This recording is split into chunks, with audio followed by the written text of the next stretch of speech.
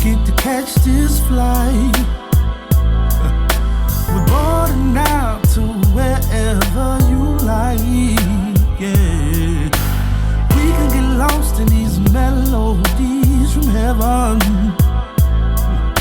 and you can have everything you've ever imagined. Talking about music, change those feelings of hate into feelings of love. Welcome to another episode of the Culture Shock Podcast. I am your host, X Scott. And I am his co-host, G Scott. We are in the building once again, people. What's going on, good people? Hey, it's good to be back. I'm glad you guys are back with us. Season 2, as usual. Again, we appreciate everyone. Yeah, appreciate the love, man. Y'all please keep subscribing to the Culture Shock Podcast. Keep checking us out. We appreciate all the support that we're getting, man. Appreciate all the support. Gotta love that. Gotta show the love back. But, so let's talk about something that was very interesting these past few days, right? So what we got going on? Let's just talk about a little NFL news. Just touch on a little NFL news. A few people moving a couple different places. Yeah, moving around, man. But what caught my eye, right, was Julio Jones. Julio. Yeah, so, hey, Cowboy fans, I'm so sorry for keep picking on y'all, but I got to do it. He gave y'all that stiff arm.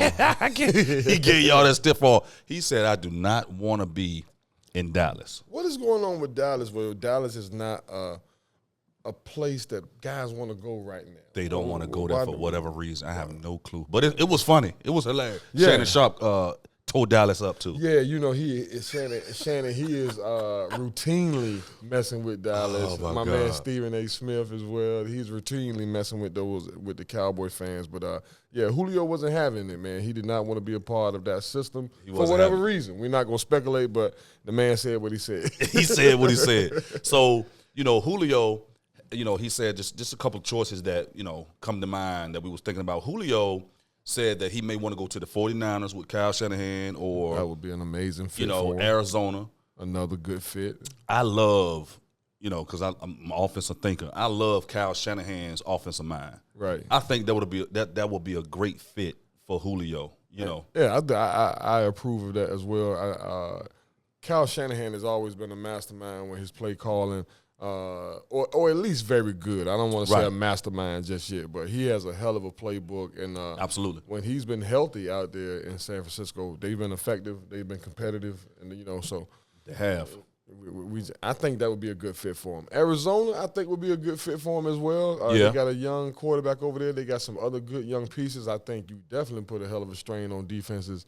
With Hopkins. Yeah, because you can't double team both of them. Can't double team both of them. If you got any type of tight end, he going or slot receiver, he gonna hit you up. But and he's a great asset as far as taking the top off your defense. Yeah, Julio can stretch that field. Yeah, man. and he's a big guy. He's a big guy. What is like 6'3", like 230 or something like that. 220 out there picking him up and putting him down. Picking him up, putting him down. You know right, man. So I think that'll be a great addition. Either one, Arizona or the 49ers, because at the end of the day, he said he wants out of Atlanta. Yeah, and I'm cool with those two choices because those two choices really don't affect my two teams. Exactly. The Washington Redskins, the Washington football team, formerly known as the Washington Redskins, or my Bengals, So we don't want to see, not that we scared, but we don't want to see Julio. Julio's still a top 10 receiver absolutely in this league, even though he's starting to age a little bit because he gave Atlanta a lot of time. Go out west, Julio. Go ahead out west. Go ahead on out west. But again, I would love to see him either in San Francisco or in Arizona. I would love to see that because again, as a fan, right? We still want to see great football. So I think that'll be great football offensively. Better luck next year, Cowboys. Better luck next year. Hey, look, speaking of one more before we get off that topic, because I know we got a couple other things. I'm hearing, people speculate about different things, but I've heard that we are in play for Aaron Rodgers. And when I say we're talking about the Washington football team. I heard that, it could be a chance. I heard it could be a chance as well. Now, that Aaron Rodgers may want to come join the party, man. Just imagine if, the defense is basically, they're building it, it's solid, they're young. Right. And, they're going in the right direction. So just imagine if you add that piece of Aaron Rodgers with those young guys just came in the draft, the receiver from North Carolina, like those young guys that came in the draft he can do some damage. Yeah, and of course, you can't talk this game. You got to play it. But I think if you put Aaron Rodgers on the Washington football team, right, they become the favorite to win that division. In absolutely. My opinion, in my humble opinion as well, absolutely. I think they become the favorite, man. But anywhere Aaron Rodgers goes. Hey, anywhere he goes. Anywhere he goes. That's going to be a contender. In his later days. But switching over a little bit to that round ball, because, we used to love that too. Yep. Mm-hmm. The NBA playoffs, man, are becoming very interesting. It is, man. There was some great games last night, And listen, I know that people, because I was one of those in the beginning, Greg can attest to this with Luka. Listen, I'm not crowning him. I'm not crowning him, guys. Don't get me wrong. Beast. I'm not crowning him, but Luka got that dog in him. That young boy can play the game of basketball. Yeah, Luka is definitely out there again. And he gave him 44 last night and a loss. And listen, the first 14 points it was 14-0 in the first quarter. He scored the first 14 points against the Clippers. Yeah, I'm glad to see Luka out there getting work. But Luka has been playing professional basketball since he was a teenager. Teenagers. Over in Europe, you can play professional basketball at a very young age. And I think that's why, and I think you hit on this point, a little earlier before we, got going, that LaMelo Ball and Luka have come to the league and, really fit right in. Instantly. And I think I would attribute some of that to playing professional basketball. With grown men. And with grown men over in Europe for so long. But going back to the subject, Luka's a beast. Yes. And they're up 2-1 in their series. Gotta love the Lakers. I love my Lakers. I'm a LeBron fan, so wherever LeBron has gone, I've gone. So now I'm with the Lakers. Gotta love my Lakers. We up 2-1. Don't y'all be mad. It's just what it is. I go where LeBron goes. So Denver is up 2-1. Denver's up 2-1 in the West. So now you have the East. The Sixers. They're up 2-0. Yeah. Milwaukee's up 3-0, and Brooklyn is up 2-1. Didn't Miami sweep? In Atlanta, my bad. Atlanta's up 2-1 as well. But I was looking at that Milwaukee Miami Heat series. Didn't Miami send Milwaukee home? Payback. It's crazy. I knew you from way back. It's crazy how that life cycle goes, man. Right around. You kind of punished them in the playoffs last year, and then they're punishing you.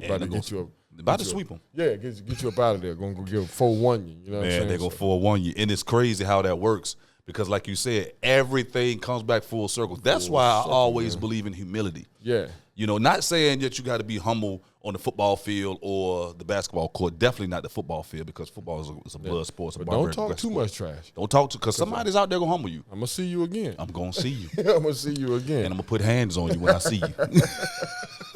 But great basketball going on, guys. Great. I think we definitely want to touch on this before we get to our awesome guest that we got for you all today. Y'all are going to love my man. Y'all going to love him.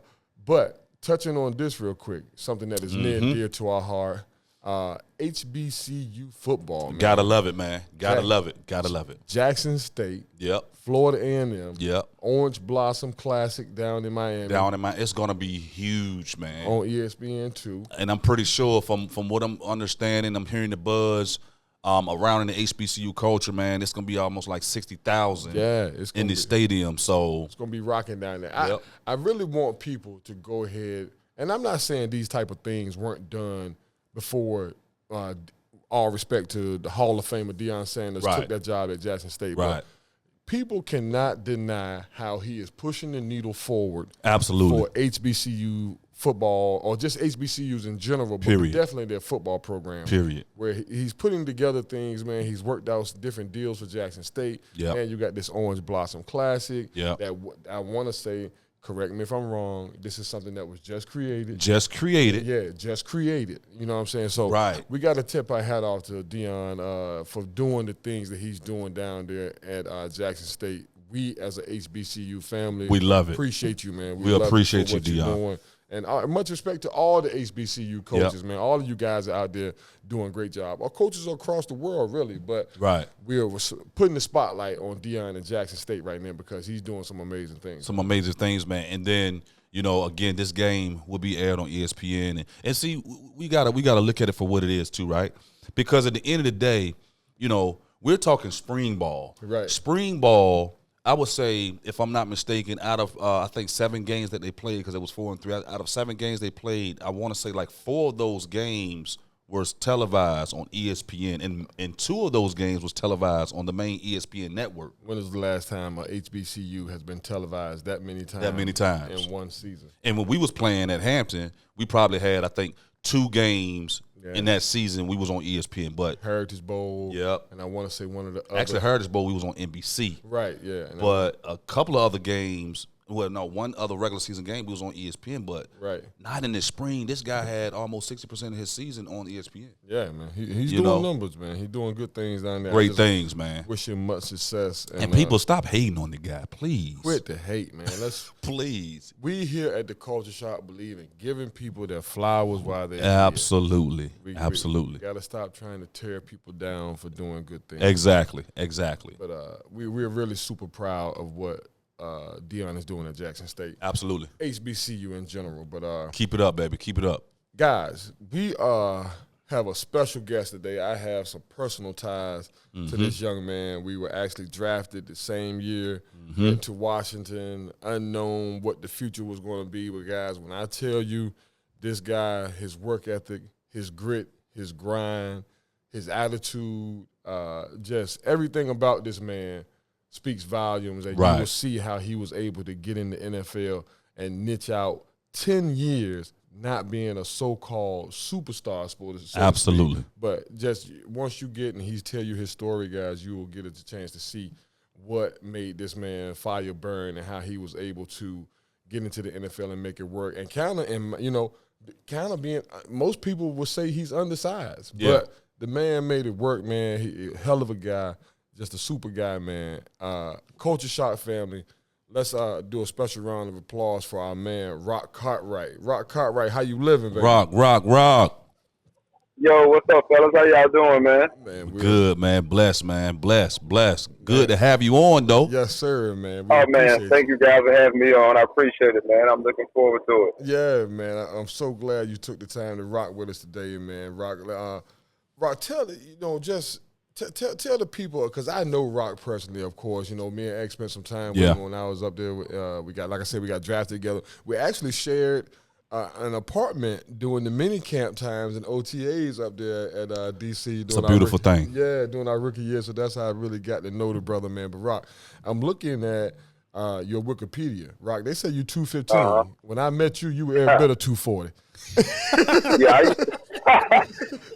I was about 240 when I first got drafted, man. But I was actually bigger than that when I was in college. I got to like 265 at one time, bro. And my coach was like, "Man, you threatening your career."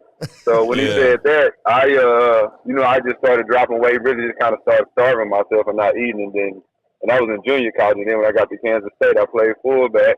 And I'm about 240. But, yeah, man, I was a little heavier back then, bro. Yeah, man, you was thick as hell. That's why I was like, I'm looking, I said 215. That was maybe later on in his career when he started handling the ball a little bit more. But when you first got to the league, because I remember you were like a stump, dog. You cut up, rocked up, and I was like, because you were, and Culture Shock family, you got to remember, the game of football is changing just a little bit. Yeah, just a little bit. Roc Cartwright was a traditional fullback. Downhill. Lead up in the hole, get your ass out of the hole for the next guy. You know Downhill. I mean?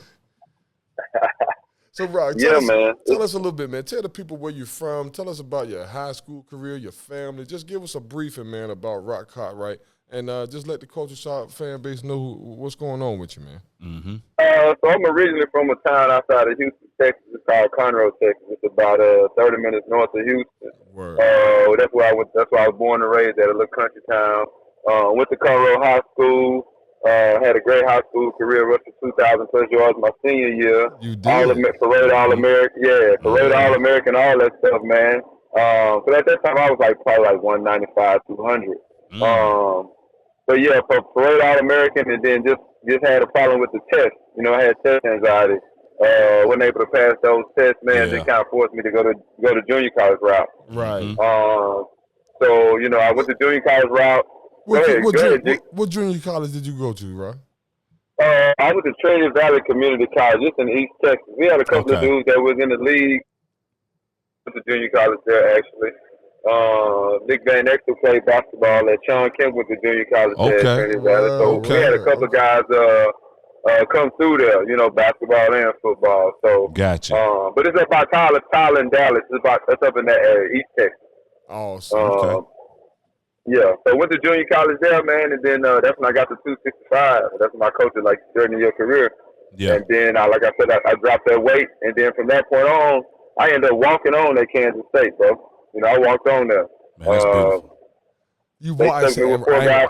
I never knew that. Go ahead, Rock. I never knew that, Rock. I never knew you walked on at Kansas State, man. I was for sure you got a scholarship, man, coming out of junior college, but you walked on at Kansas State. So this is how it happened. There was a coach at Kansas State by the name of Phil Bennett. He was a defensive coordinator at the time. Okay. I think he's still coaching college football right now. But he had kept up with me from high school, and he told me, like, I sent my tape, and even the running back coach was like, nah, he can't play at this level. He can't play here. Phil Bennett was like, I'm telling you, he can play here. Mm-hmm. So he said so he basically told me, like, man, it's a scholarship available. You know, that's all I can tell you. The rest is going to be up to you. So I was literally taking classes in junior college and on Kansas State campus at the time. You know what I'm saying? I wasn't able to do anything because I was still trying to take the exit test to get out of junior college. Right. So I ended up passing the exit test, and ended up walking on to Kansas State. They sent me with 4 guys from California, man, that I didn't know none of them. A couple of them still. I think he's had an academic guy, big running back, played for the Oakland and Kansas City for a while. But sent me with those guys, man, and then like 2 weeks into training camp, I'm like, Coach, I need to know where I'm going to stay. He was like, I need to know if I'm going to be on scholarship or not. He's like, you keep doing what you're doing, we're going to put you on scholarship.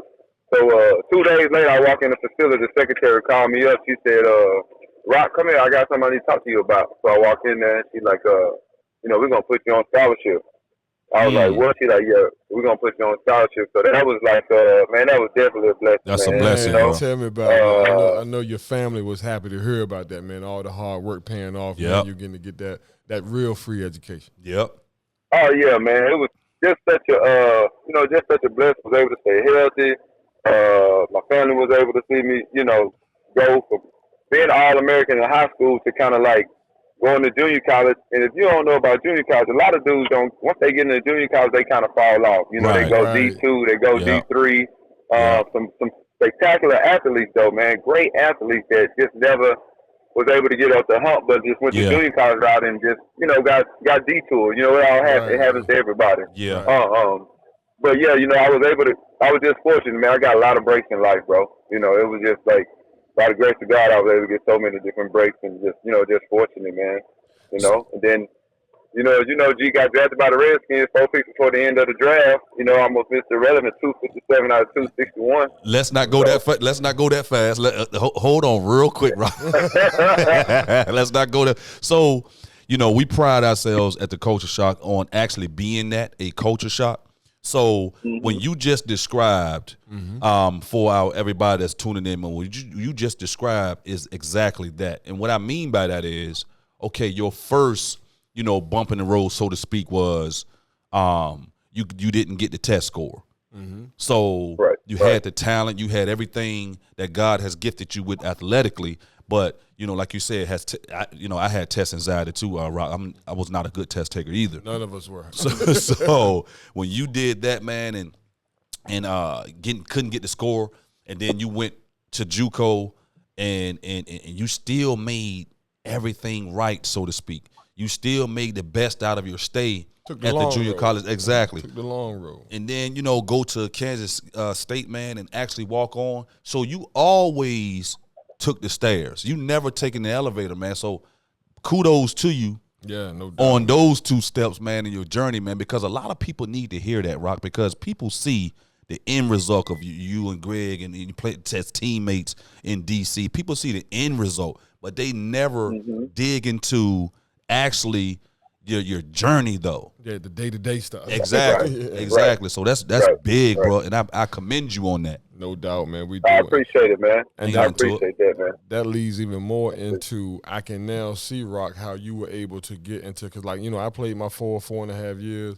I was happy with that. But, Rock, you carved 9-10 years out of the NFL, man. And, and I mean, the way you did it, though, bro, it further even gives me more respect now because, like I said, I was for sure that you got a scholarship to Kansas State, but now knowing that you walked on, just kind of piggyback on what X said, you always proved yourself everywhere you went, man. So big shout out to you for that, bro. So just know Culture Shock. Man, I appreciate it. Yeah, just know Culture Shock fans. It's not always the parade All-American and then super big college or Power 5 school. Sometimes guys take the lesser road, but you still can get to the same destination as long as your work ethic and your character and all that is in place. Absolutely. So, Roc. Yeah, but if you out there, man, they'll find you. They'll find you if you out there. You know what I'm saying? They'll find you. You better believe it. It's just because the way the world is now with social media, like the different platforms, even the high school kids, man, these kids are getting recruited at an early age, middle school. Juniors, which is great, middle school,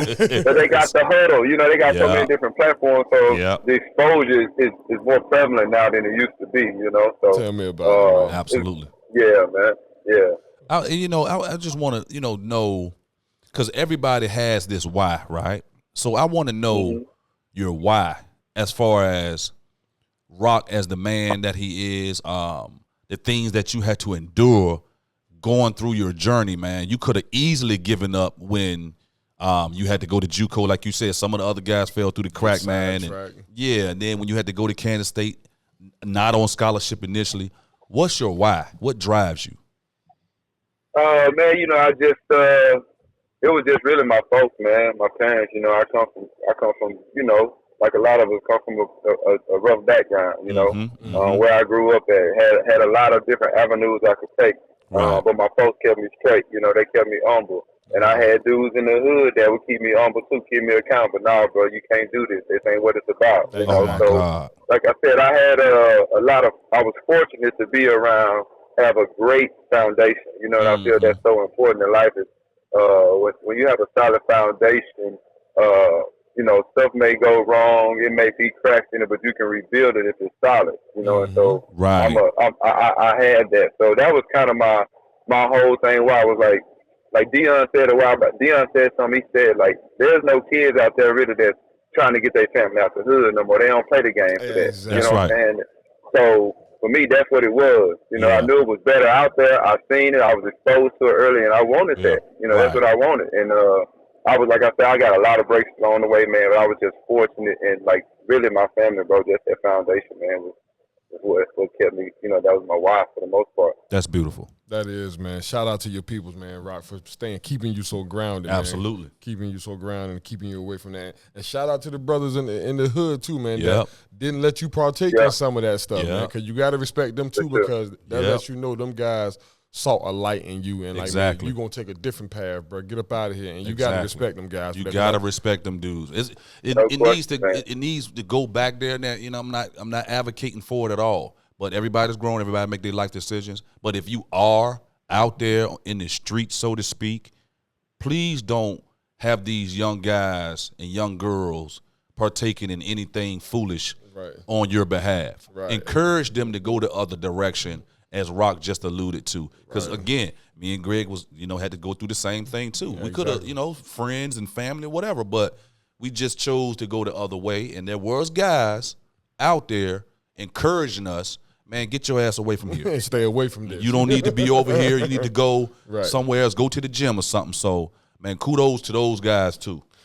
So, Roc, we come in 2002. I'm sorry, Roc, you were about to say something, bro? Go ahead. No, go ahead, bro. You good. Go ahead. So, go look, ahead. we come in, 2002. I remember because you were picked 257, I want to say, in the 7th round. I was picked 234, a couple picks before you. But we all know the draft is crazy.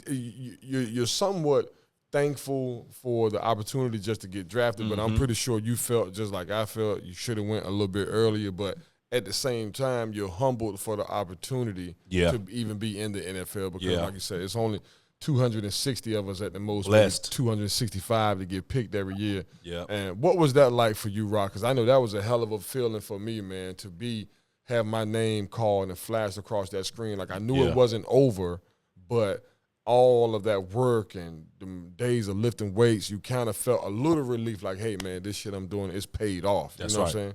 Right. So I'll tell you my little draft story real quick. So I actually had a barbecue that's the first day, like so. But I still have people over there. We hanging out, playing cards, playing dominoes, just barbecuing, just chilling. Right.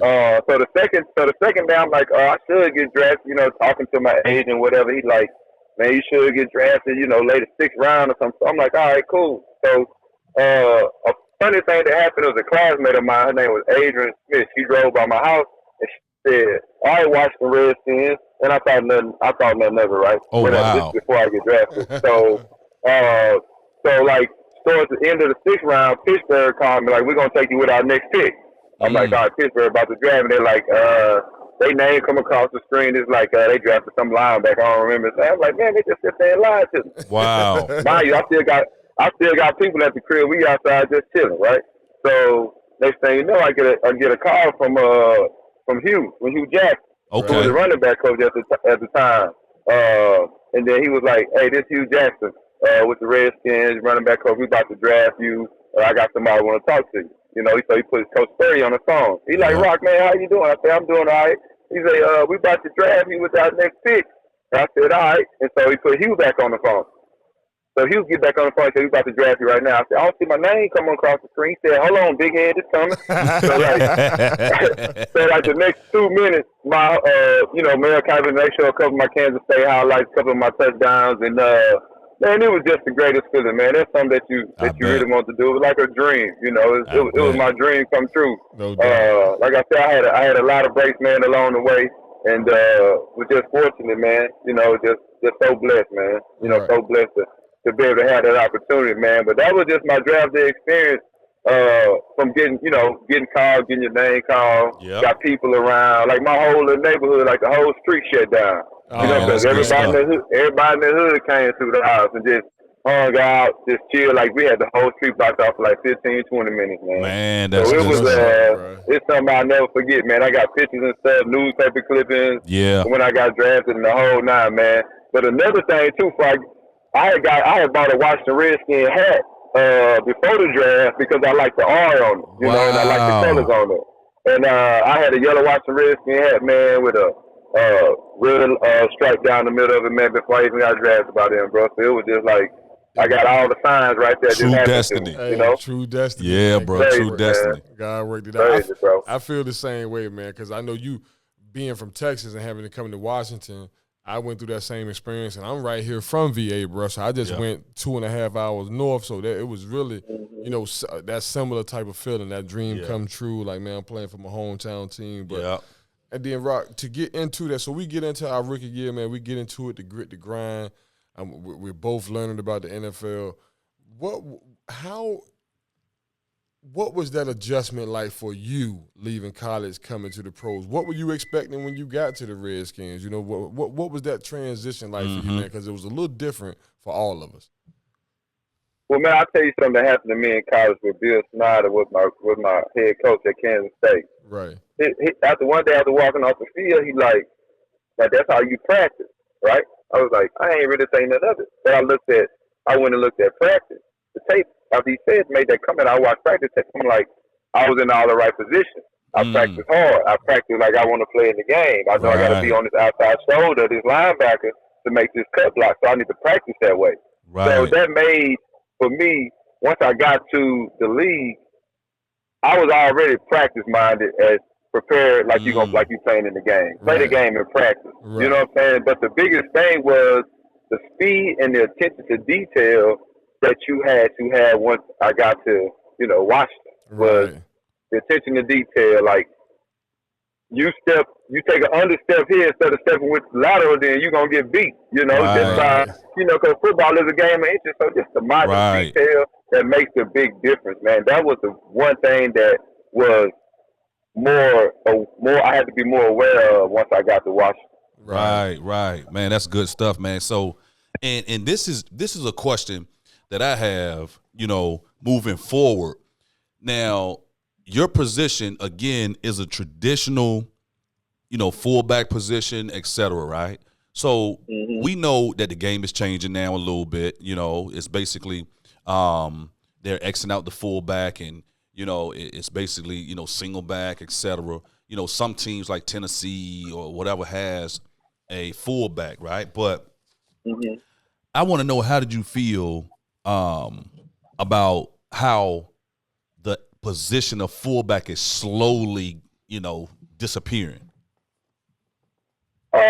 I mean, I think that's with everything. I think that, like, with life, with the world, like, things are changing. They always trying to find it's a microwave society. We want it now. So you take the fullback out, he was just really kind of just a body. He was shield block, make blocks.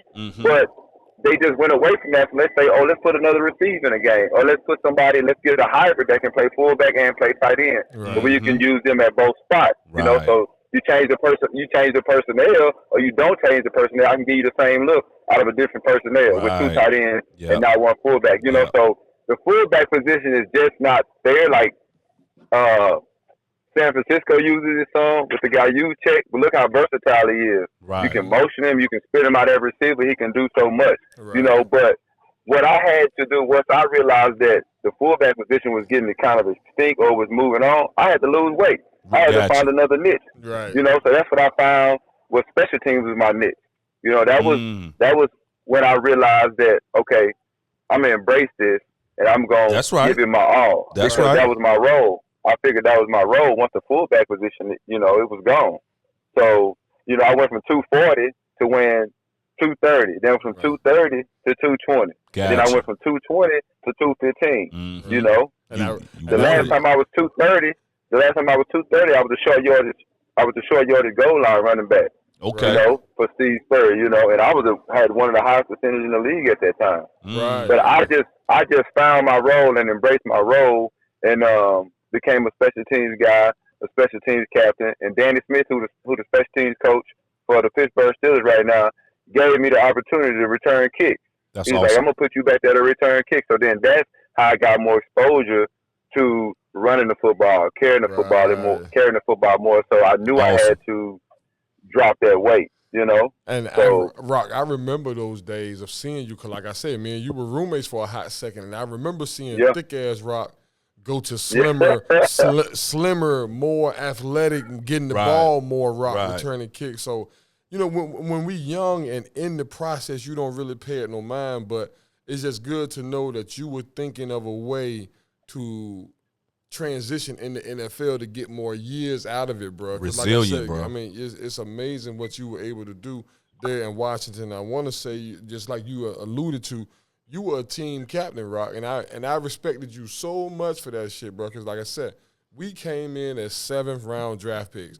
For Culture Shock fans, for people who don't know, the 7th round draft pick is just you damn near free agent that's just got a bigger signing bonus. Yeah. You still got to go out here and get on this team, make that roster. It's no guarantee. Now, them guys, the 1st round picks, the 2nd round picks, 3rd, you kind of, you solidified. You got a little bit more security, you got a little bit more money up front.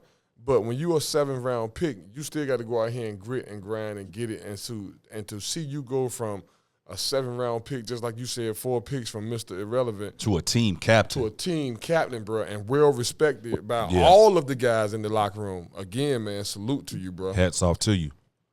Man, I appreciate it, fellas. That means a lot, see, man. I really appreciate it, man. That's a true testament also, Roc, because, again, I always look at what's underlining. You know what I mean? And for you to be at the mountaintop as a team captain in the NFL, that's just a testimony big, of – you fought through from high school, couldn't get the test, going to JUCO. You fought through from coming to JUCO to going to Kansas State as a walk-on. You fought through leaving a walk-on and now be on a scholarship. You fought through coming from Kansas State as a fullback. Now you're an NFL draft pick. So it's just the resilience, brother. And again, we just always want to encourage our Culture Shock fans and our Culture Shock followers that this is what it's all about at the end of the day. Right. This is the meat and potatoes of what you see as the outcome. Right. If you start researching and looking in a little more in depth into an individual, this is where you're going to see the wins. The wins is not, on Sunday. The wins was those practices.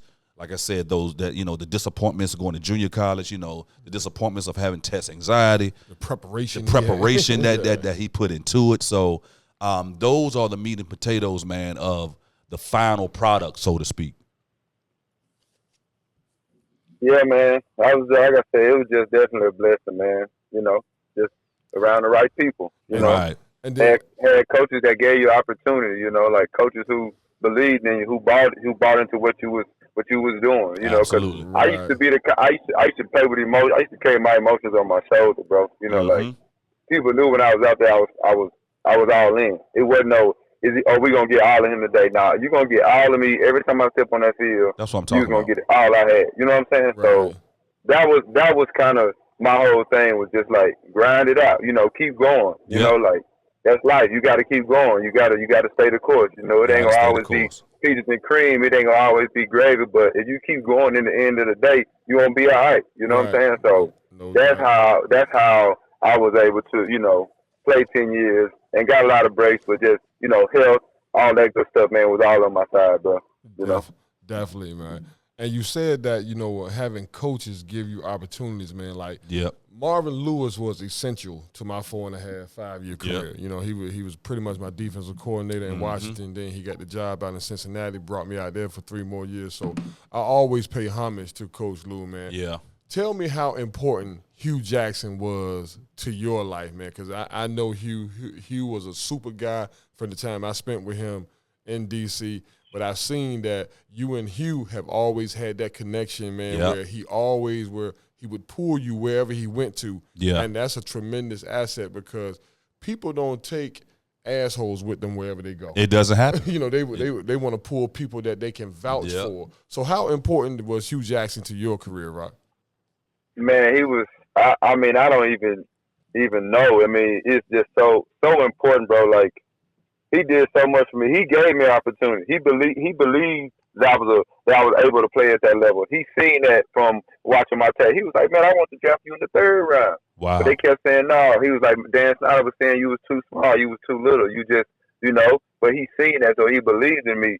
And when you got a coach that believes in you, you don't want to disappoint him. That's you know what I'm saying? That's because like he said before, he's like, we all touch each other money in that business. Coaches, players, all front office, they all touch each other money in that business. The better you play, the more you win, the better the results going to be. You know what I'm saying? For everybody. So why not? Exactly. For everybody. So why not? You know, if you got somebody that's going to ride or die with you, why not ride or die for him? You know what I'm saying? So absolutely. I coach for Hugh. You know, I seen the grind that he put in. I seen his work. You know, we got the same work ethic. He gonna bust his butt. He gonna give you everything he got day in and day out. Some people may not like it, but that's just him. He gonna speak his mind. People don't like it. That's him. He don't have no filter. You know, Q gonna say what he want to say, and what he said, he means it. Right. You know, he gonna have his opinion. People may not like it, but that's him. So he was super important to me, man. He played and him and I still talk to this day. Right. You know, I learned so much from him, man, as far as like being a pro, because he always talk about Stephen Davis being a pro. You know, be a pro. I seen what that was. He showed me what that was. Yeah. You know, he gave me an opportunity to get in the NFL and coach, which that's hard to do. Yeah. You know, for us as African Americans, black coaches, it's hard to get in the league if you ain't got nobody that's gonna give you an opportunity. You understand what I'm saying? Exactly. So he did that for me. So I mean, I owe Hugh so much, man. And like I said, we still talk to today.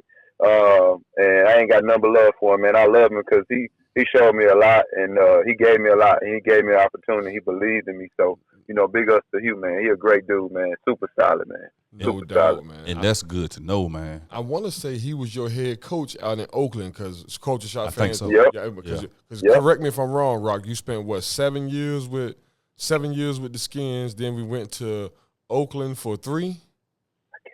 I spent 8 years in Washington, 2 in Oakland. Gotcha. So I got cut in Washington in 2009, and then Hugh was out in Oakland. He was the offensive coordinator. Jason Campbell got traded out there. He asked Jason what I was doing.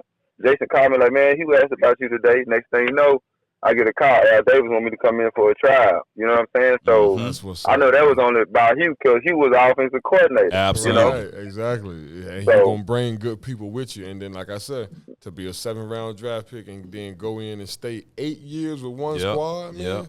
And then, like I said, and Culture Shock fans, let me let you in on a little something. Every year that you stay in the NFL, it gets a little harder to stay in there. Yeah. Because every year they bringing in new talent. Younger. younger talent. They paying you a little bit more money. Yeah. Your salary has went up a little bit. It's amazing how the numbers game started to affect everything. But, Roc, like I said, you went in there and niched out 8 years in one spot, man, and then another 2 years as a true veteran, man. So that's amazing, bro. That just lets me know that within that NFL organization, the entire all 32 teams, you were well respected, man, because if you can stay 10 years in the NFL, you got a hell of a lot of coaches that believe in you and know you can get the job done. Absolutely.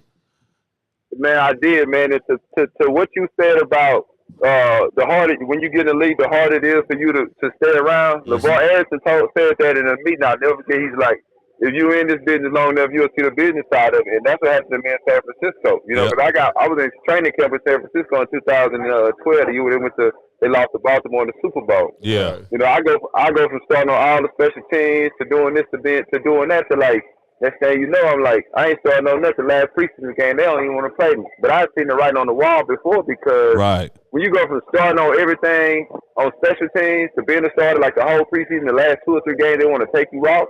You know what I'm saying? Because at that time, like G. Scott said, my base salary was like almost $1 million. Why we gonna pay this dude that's $32 million where we can go get 2 or 3 dudes for not for maybe $1.1 million. So you know what I'm saying? So that was the business side of it, man. Business. So it's like with any business, you're trying to cut your overhead expense. You know, how much you can. You know what I'm saying? So I seen that part of it. You know, I seen that business side of it. I wanted to be part of that team so bad, bro, because I knew they was going to the Super Bowl. You knew they was special, but it wasn't.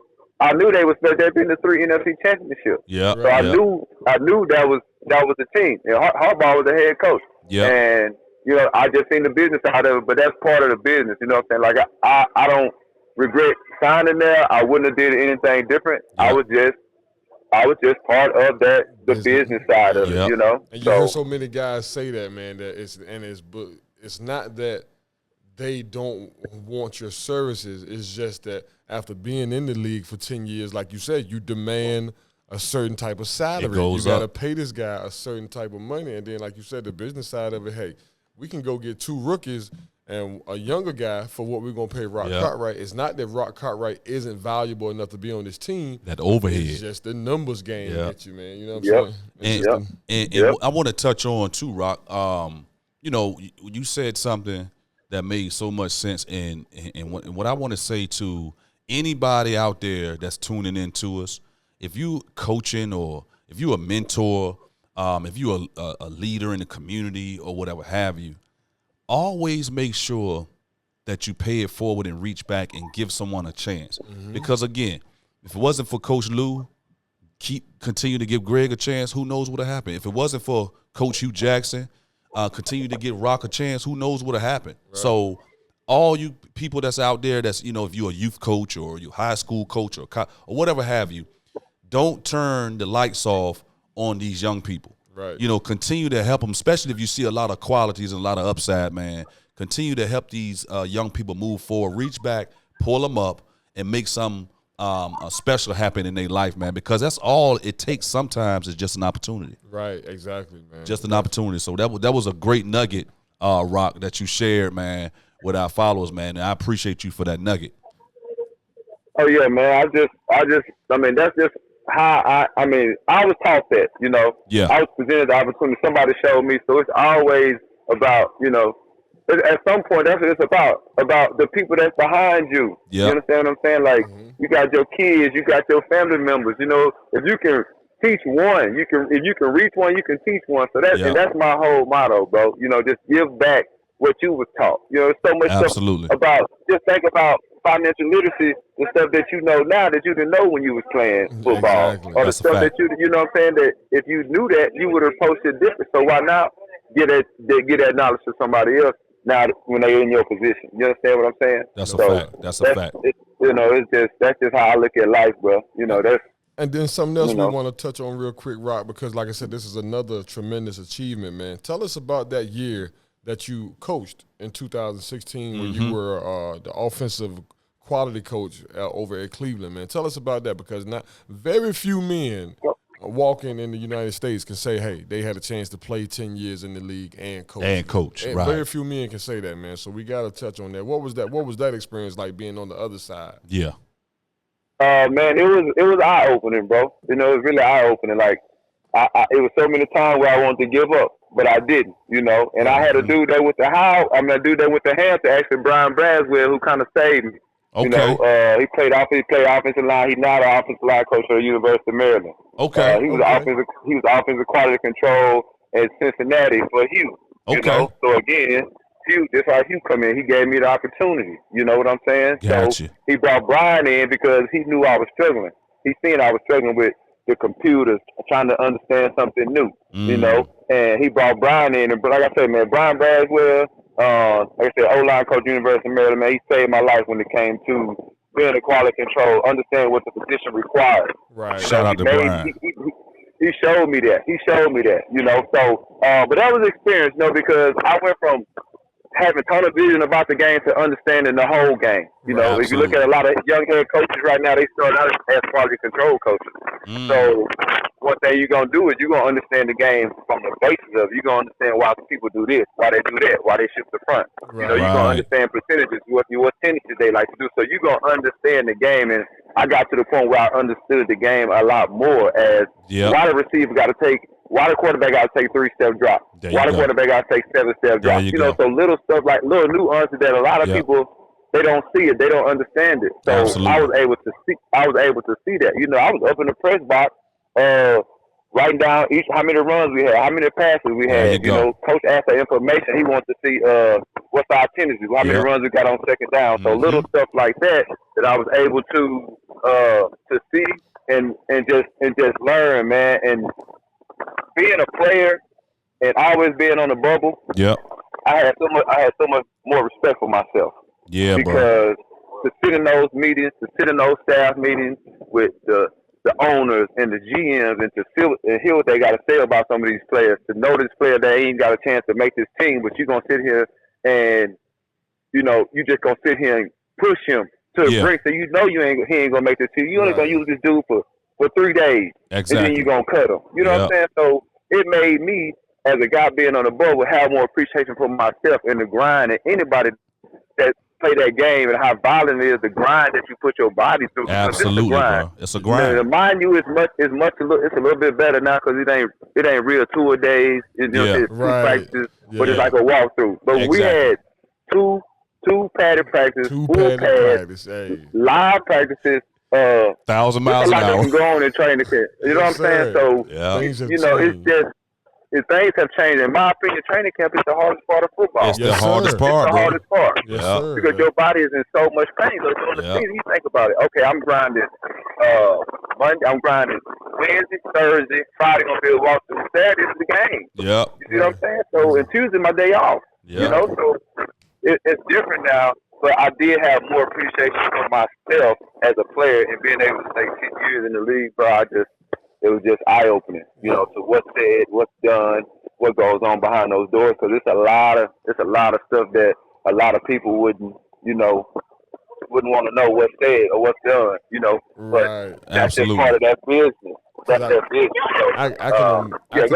I can imagine being in those rooms and hearing some of that stuff, Roc, and then you like, man, like you said, I was this player or on the bubble year 5, year 6, but able to make it through. But then you get to be on the other side, and then you just like you say, we're gonna cut this guy next week, but we need him for these like 3 days. And you like, damn, man, like what were they? You know, I'm appreciative. I know you felt that. Like I'm appreciative of what they were saying about me, because if you make that roster, you had 80% of them coaches in there that were for you. Exactly. You know what I'm saying? Yeah. Right. You know, that's big, man. That's big, bro. That's dope. Roc, let me ask you a question, man. What is life like for Roc Cartwright now, man? You're retired. I see you on the gram, on Facebook. I know your golf game is tight. You know, what is life like for Roc now? My golf game good, but I don't really play a lot of golf, man. You know, I like to take pictures. I like to be outside, so I like to enjoy nature. You know what I'm saying?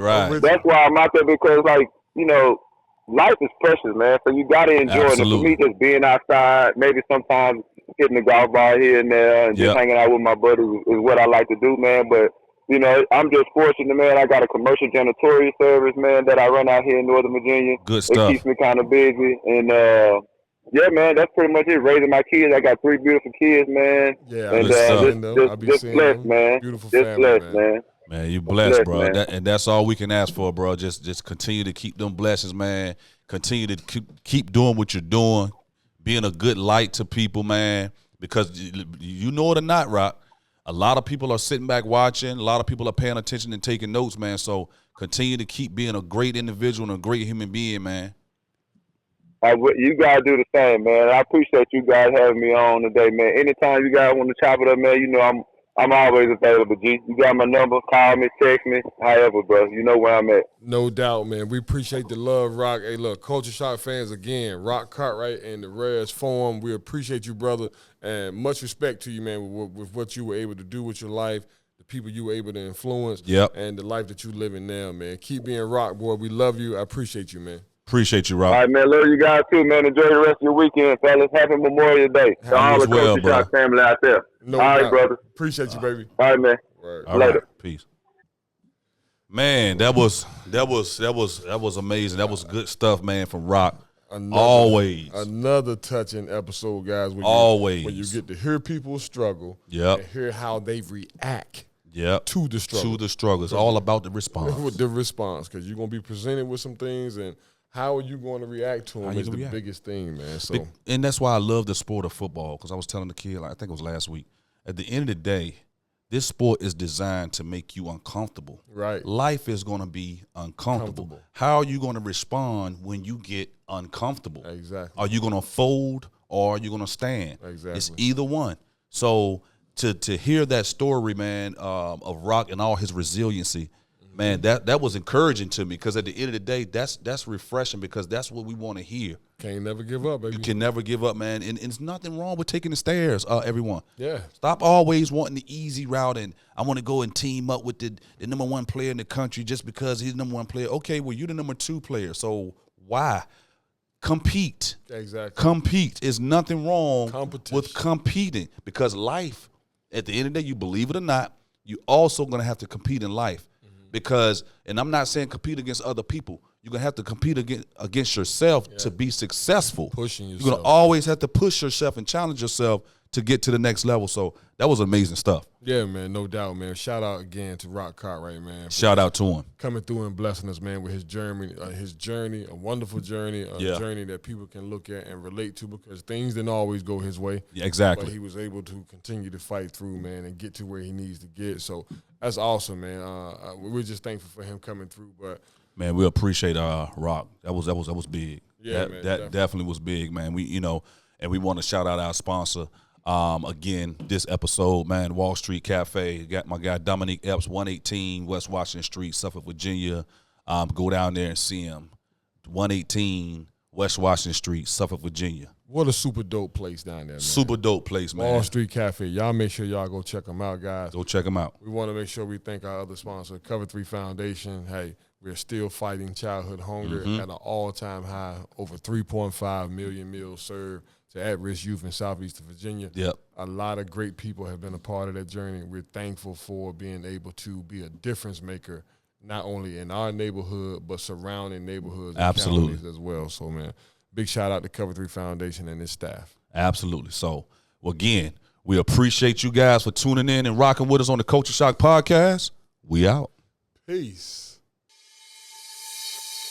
You don't need no ticket to catch this flight.